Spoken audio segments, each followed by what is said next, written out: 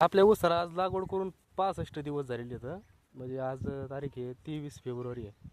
तर आज 65 दिवस पूर्ण झाले तर.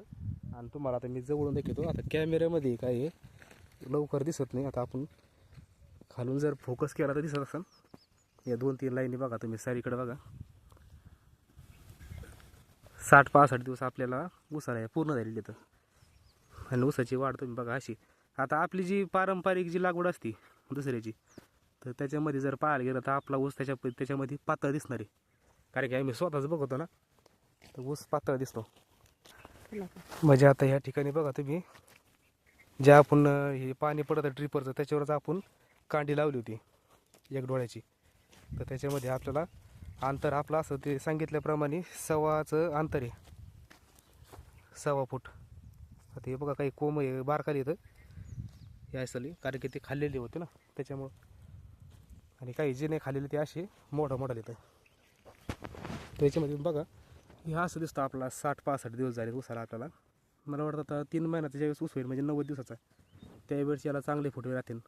आता सध्या जर पाहायला गेलं तर ह्या अशा ऊसाला सध्या काय फक्त 2-3 किंवा असतील 3-4 ऊस, 3-4 हे असतील फक्त फुटवे सध्या. तर जे आपली पारंपरिक जी लागवड असते ते टिपराची, तर त्याच्यामध्ये जर पाहायला गेलं त्याच्यात लय फरक आहे. हे असे तशी का आपली कोंबी अजून बारकालीच आहेत. म्हणजे जवळपास आता आज व्हिडिओ बनवतो 60-65 दिवस झाले तरी पण असे कोंब बारकाली, म्हणजे ते खाल्लेले आहेत आणि त्याच्यानंतर ते उगलेले आहेत. अशी कंडिशन आहे आपल्या ऊसाची. बघू आता सुरुवात आहे. 65 दिवस तर आज झालेले आहेत त्याला.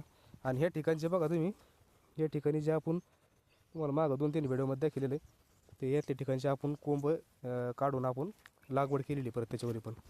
त्या ठिकाणी होते तसेच काही त्या ठिकाणी पण होते. आता याच्यामध्ये काढल्यानंतर पण काही ठिकाणी अशी 1-2 कोंब राहिलेले तर याला आपण आता पण टाकू. आणि याची पण लागवड आपण जर आपल्याला वाटलंच का जर काही खाडा दिसतो आणखी कुठं, त्या ठिकाणी आपण परत लावून देणार आहे. आणि आता आपल्याला आपण सरी नाही पाडल्यामुळं आपल्याला आता ओपन पाणी देता येत नाही आपल्याला. तुम्हाला तर माहिती आहे आपण सरीच पाडेल नाही आहे, त्याच्यामुळं आपण काय तसं मोकळं पाणी दिलेलंच नाही, कारण की पर्यायच नाही त्याला द्यायला. तर आपण जे लागवडीपासून जे काय आपण पाणी देत होतो आपण हे सारं ठिबकवरच आहे जे काही पाणी चलन. आता आपण आज 23 फेब्रुवारी ना मी सांगितलेलं, त्याच्यामध्ये आपण आज चला 1 तास मोटर आपण चालवायची नियोजन केलं होतं आपण. तसं आपल्याला 1 तास होत आलेला आहे. तर आपण ही मोटर आपण 1 तासात बंद करू आता.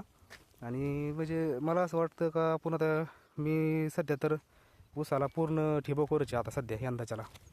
तर आता बघू आपला अनुभव येईल का मोकळं पाण्यात म्हणजे सरी पाडून जे आपण ऊसात जे पाणी देतो त्याच्यात बदल, म्हणजे त्याच्यातलं काय फरक आहे. आणि आपण बिगर म्हणजे पाणीच नाही याला आता आपण लागवड केल्यापासून असं मोकळं पाणी, आणि याचा अनुभव आपल्याला समजून जाईल की याच्या ठिबकच्या पाण्यात आणि त्या पाण्यात किती फरक होता आपल्याला. म्हणजे आपण आता यंदाच्याला या ऊसाला मोकळं पाणी दिलेलंच नाही ना, तर एक आपली एक मनात एक स्वतःची शंका आहे का नेमकी आपण मोकळं पाणी दिलेलंच नाही तर याचा काही परिणाम होतो का आपल्या ऊसावर. आता आपल्याला बी कळून जाईल आणि आपला अनुभव पण येईल का आपण बिगर सरी पाडता लागवड जी केलेली तर याला पाण्याची मोकळ्या पाण्याचा काही फरक होतो का आपल्याला लक्षात येऊन जाईल आपल्याला सध्या.